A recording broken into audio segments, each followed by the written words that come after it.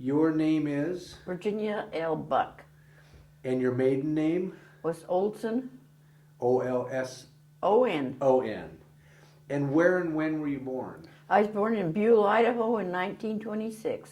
Which Idaho? Buhl, B-U-H-L. And where it's is in it? Twin Falls County. It's about 18 miles from Twin Falls. Okay. You know where Twin Falls is? I sure do. Oh, how's that? Why is that? Well, I traveled that area a lot. I mean, not a lot, but I used to work over in Montana for a children's theater, and when I worked for the children's theater, we traveled all over Idaho and Montana and everywhere. So, what's Buhl like? Or what was it like? Well, I don't know what the population is, but we lived 7 miles out in the country, and we drove a Model T Ford. My dad, there was gear shift cars out at that time, but he was, you know, so befuddled, he said he couldn't drive one, so he had to stick with the Model T Ford, you know, where you push the clutch in, and that's the gear to get up a hill. It's in and out of the clutch. But, we lived on a 40-acre farm, 40 or 60-acre farm, and it was right on the desert. And I was the sixth of 7 children, and consequently, I was kind of raised myself on the desert with the coyotes and rattlesnakes. I like to think of it that way. Boys and girls? Out of all the children, were there boys and girls, or all Oh, girls? yeah, there was 4 boys and 3 girls. No, there's 4 girls and 3 boys. Of course, you know, Idaho isn't, or Buhl isn't the same to me anymore, because when I go there, everybody's gone, passed on, all the relatives. Yeah. When you were a little girl, playing and all that, what did you want to be when you grew up? I didn't think about that at all. You know, we didn't have television or radio. We didn't have a battery radio, and our dad would let us play that occasionally. But I am mostly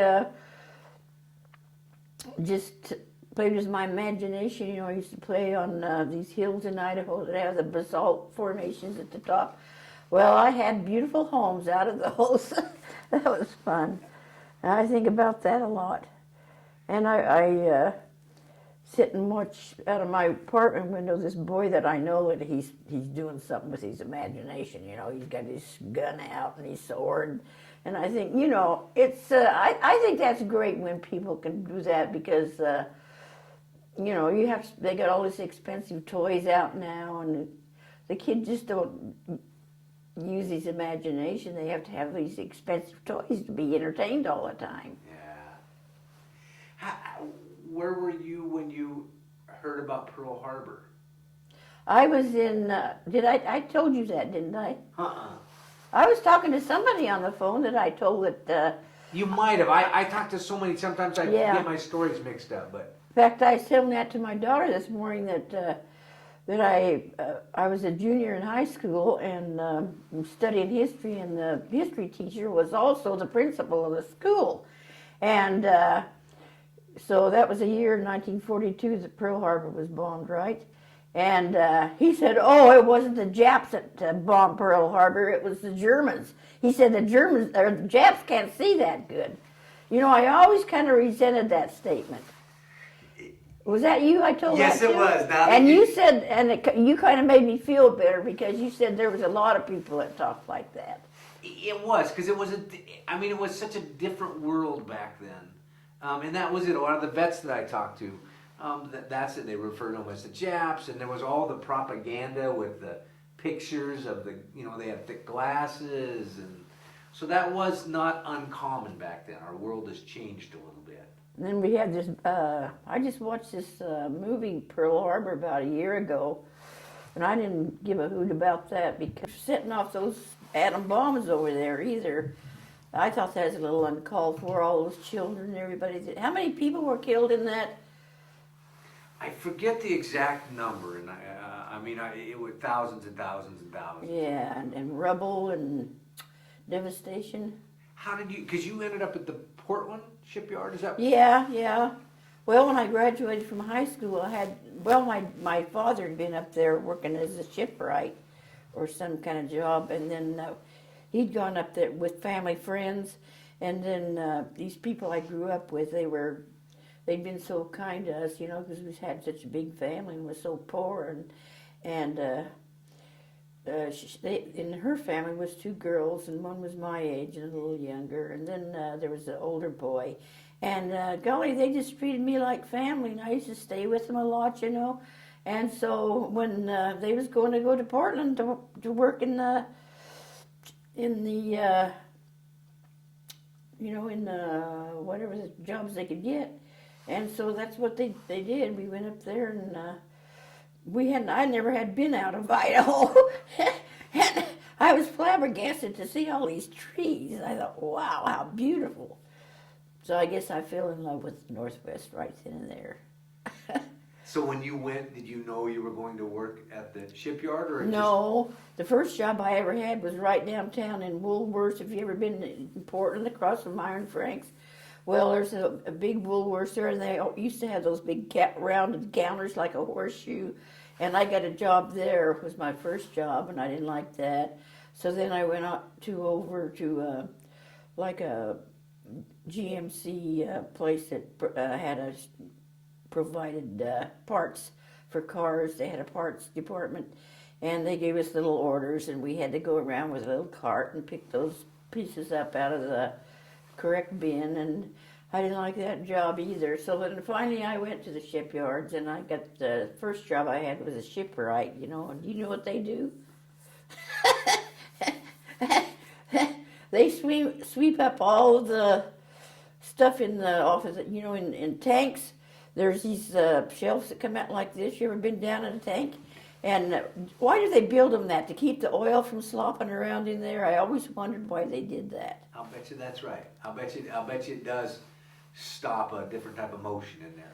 But anyway, they had a lot of debris in there because, those parts were normally made, I can't think of the name of that place there where they're made, and welded together and put into bigger parts. Then the cranes bring them in, and kind of fit them together like a puzzle, I guess, or they know exactly where they're going to go. Really, they'd have to know, wouldn't they? So when they bring those parts in, they weld cut like a loop on there, and that's what the crane picks that up with. And then when they get that part on there, the chipper comes along and takes that bow off of there, bow off of there, and there's a lot of stuff left behind, debris. And then also when the welders make a lot of debris from that stuff. But anyway, that first job I had was a shipwright. It had those platforms and on cables that go down the walls. What are they called? Like the painter. The people scaffolding, but yeah. But we had to shimmy down those. One place they was probably 8 feet long, 4 feet wide. But when we got this one shelf swept off, then we had to skimmy down this cable and go to the next scaffold. And there were some people, that was a dangerous job. There's not a lot, I don't know how many, but I know there's several people that lost their jobs, or their life. This one teenage girl, it's kind of how teenagers get sometimes, and I guess she fell, and that was the end of her. And then another guy, and I was trying to think of the measurements. I knew once the measurements of a tanker. Do you know how long they are, how high they are when they're on the ways? I think they're a good 100 feet, maybe by 300 feet. But this guy jumped off of the top of the ship onto the ways, committed suicide. So he got his way there. Wow. And I don't know, there's a lot of dangerous jobs. Like I say, I went into after I got out of that shipwrights, I went into the electrical union and got this job working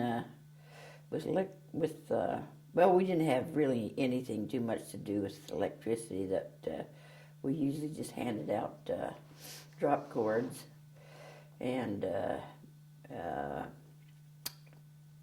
we had a little shack. It was about 8 foot by 8 foot that we carried all the drop cords in and material to repair them with, and there was benches in there. We could come in and sit around if we wanted to, and we had to, when they'd pick up the crane and pick up the whole shack and put it on another ship, and we knew it was time to move. So were the ships being, it sounds like, produced pretty quickly? They were moving. Yeah, they were, but I was trying to remember just how, I was thinking it was once a week, but I think that's a little much. I think maybe once a month. I don't know. There's a lot of work on those things. Although after they finished the engine room first, it was a wonder to see. It's probably I don't know, maybe 200 feet by 200 feet, and there was they had all these big pipes in there and stuff, and it was well lit, and that was the first thing they finished on the boat there, and they had a catwalk up there where you could walk around, look at all the pipes and stuff, and I guess the first things too was the propeller, because after they launched the boats, they said that thing would start up on the propeller, but they did have tugboats to kind of nurse it over there to the outfitting dock. So you would get it to a certain stage, they would launch them and then take them over and do the final. Yeah, we didn't really do anything except, weld the parts together. Well, I didn't weld them together, but, get all the parts in there. And, the midship was in there, there where the quarters are for the employees. Or I guess you'd call them employees, aren't they? What are they? Employees. Yeah, and that's probably where the kitchen would be and all the sleeping quarters and everything. Then there was just a bare ship, actually, till they got over to the outfitting dock. And then they did their thing there. And were there a lot of women working in the yard? yeah, my that girl that I went up there with, the family friend, she used to work in one of those things there. She came home nice and clean all the time.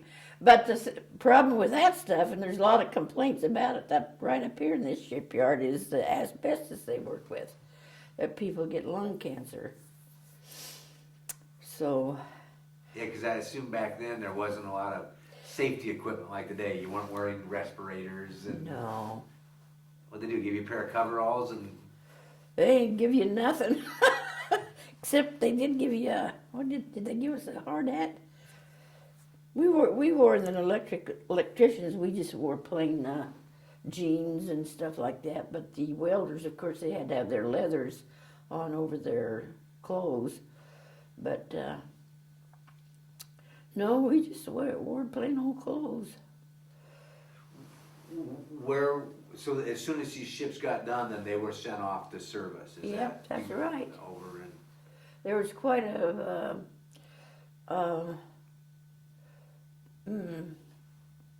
See, News First, or a lot of, was the other shipyard down there in California. What was the name of that? Lockheed? No, what was it? Was it in San Diego? Probably. I'm not familiar with the names, so. Oh, but they seen who could put the ship out the fastest, and they said, well, their ships were better. They were riveted together, and Henry Kaiser's ships were welded together. I mean, a lot of competition between the two of them. Was there a feeling of patriotism in the shipyards? I mean, did you feel you were doing something for the country, or was it just you had a job and you were glad to be making money? I don't think we was patriotic.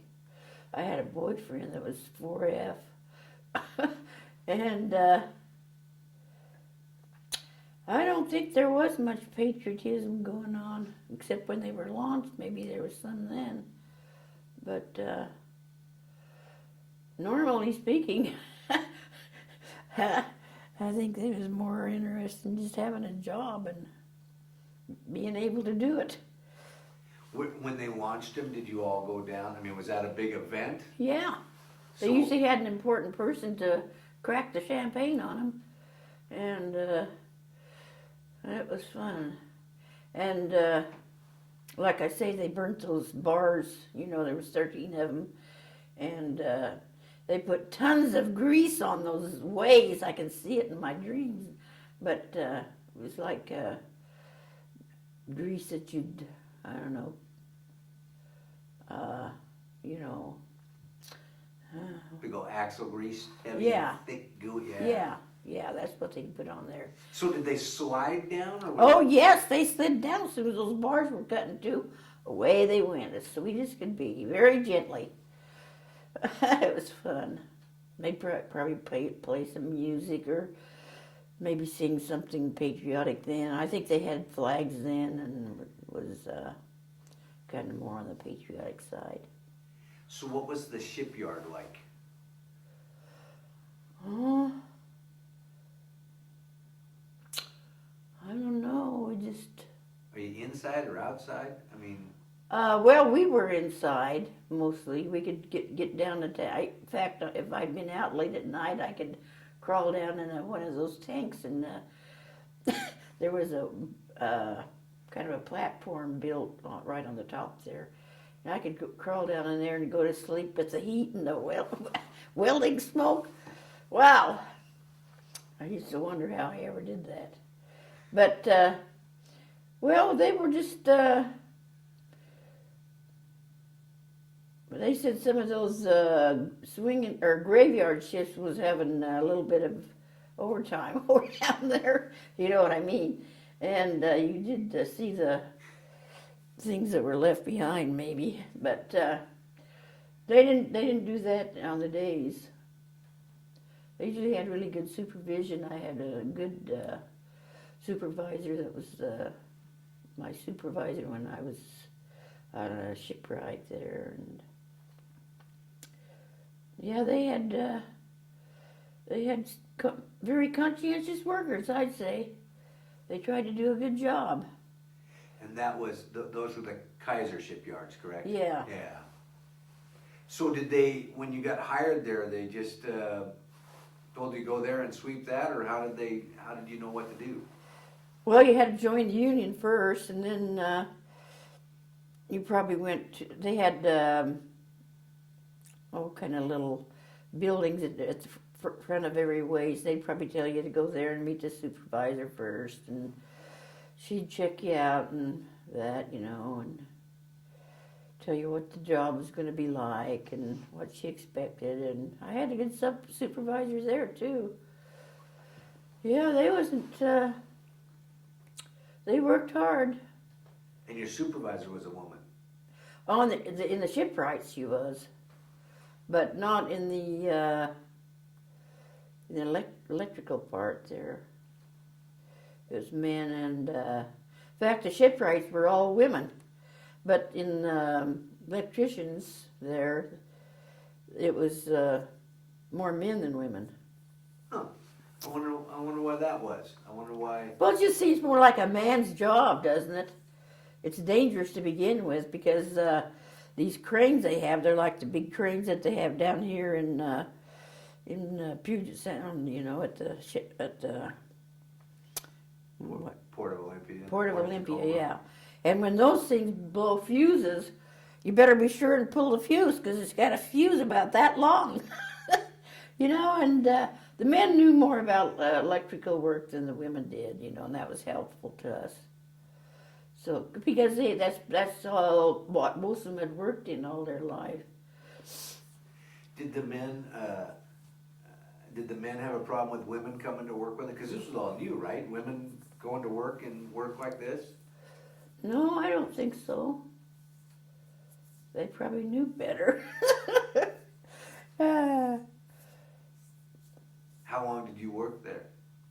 I was just there 2 years because that's when they, like I say, when the war ended, they let us go. So they just, one day you came to work when the war was over and they said... Well, it was kind of rumored around first that they was going to let us go, and then Then they told us that it was over with, that they was slowing down. Now, I don't know if they kept building ships there or not, but I went with the senior service down to Portland to the art museum there, and I looked down there, and there was a ship docked out there at Swan Island. So I don't know if they're still building ships there or not. They might be. Huh. That's pretty interesting. So what union were you a member then? Millwrights or? No, I think it was just called Electrical Union. I don't remember. And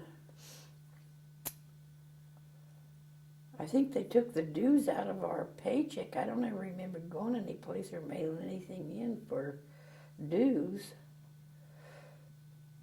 They do that nowadays anyway, don't they? Yeah. Do you remember what you got paid? How much you got paid? I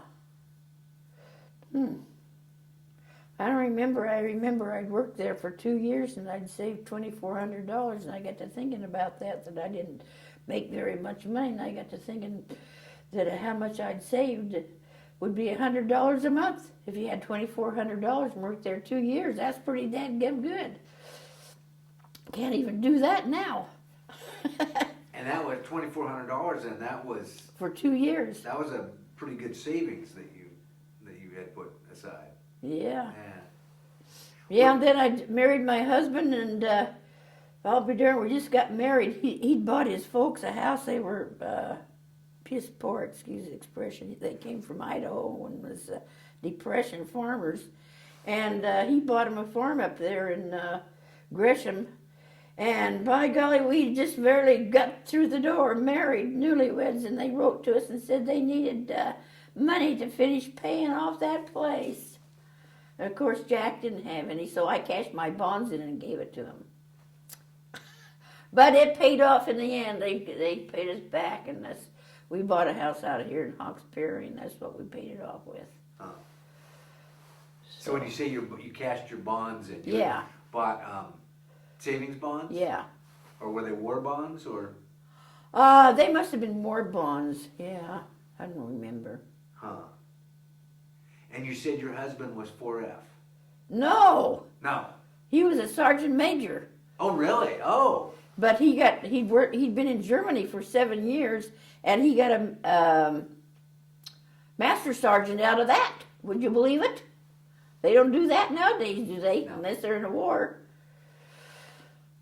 So where did you meet him? Well, he was born. We were kind of soulmates there, but I didn't know him until I met him, like I say, up there in Twin Falls when he was recruiting, and come to find out that he lived down on the Snake River, about 10 miles below where I lived. So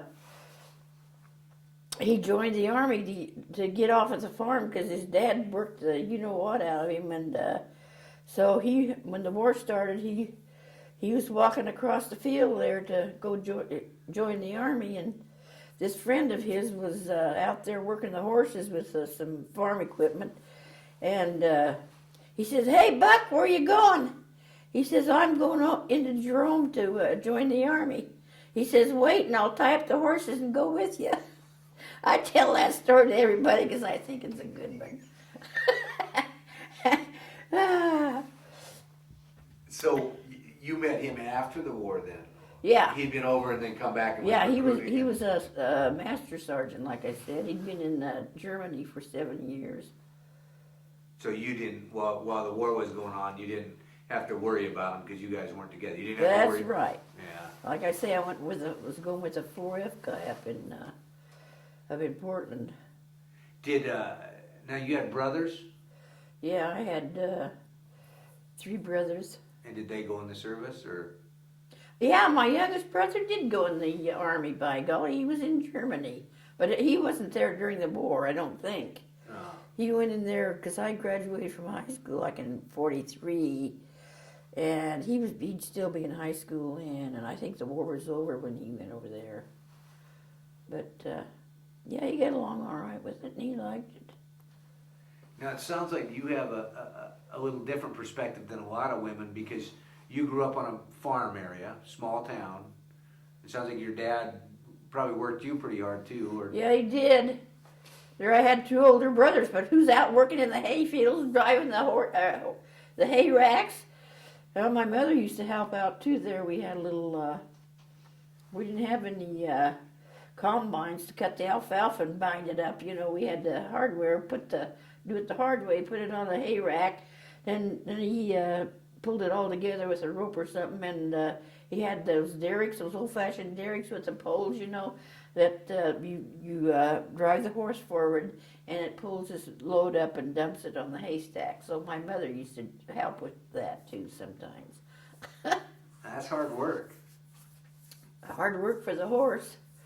So it sounds like the idea of women's rights. You were treated pretty equal on the farm. It sounds like if you were alive and breathing, you could work. Your dad didn't say, "Oh, you're just a girl." Oh heavens, no! That poor man was so pitiful when I think about him. He was skin and bones. And he had high blood pressure, and he had a stroke when he's in his early 60s. So when you came over to Portland, how old were you? I graduated when I was 17. Because we didn't go to kindergarten. We didn't have kindergarten in those days. We'd start the first grade when we was 5. So that threw all of us. Like when I go to Buell or to a little get-together or something, or how they had those parties, or get-togethers, that everybody's the same age when they graduated. Wow. And did you move back to Buell then after?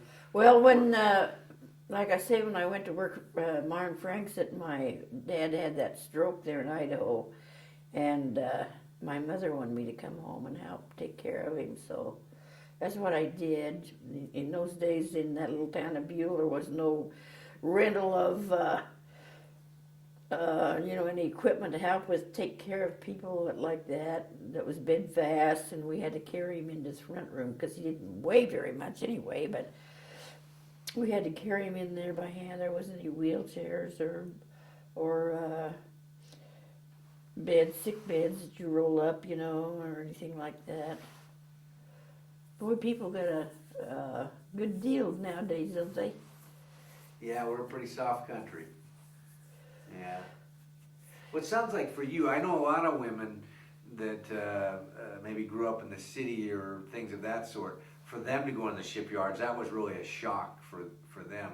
But for you, it sounds like you were used to put in a good day's work. Oh, yeah, we had to, well, I worked for just one farmer. I had to detossel 7 acres of corn. They pull out the tossels in 3 rows and then leave the tossel in the 4th row to fertilize the other 3 rows and hybridize it. And they call it hybridized sweet corn for some reason or another. But, yeah, I had to work hard, and I used to go out. They had to mow alfalfa. They had the old-fashioned sickles that go back and forth. You ever seen those? Yeah, that was dangerous for me. And rake hay and then put it up. And yeah, I was used to working hard. I think it's good for me when I think back on it now, because I still have to work hard. Wow. Well, it sounds like you've had a good life. Well, I'm happy, and that's more than a lot of people can say. This society now is so sick that they want this, they want that, and they never see anything good in anybody, and they're so cynical, of everybody and unhappy, and here they have more than we ever had or thought of having.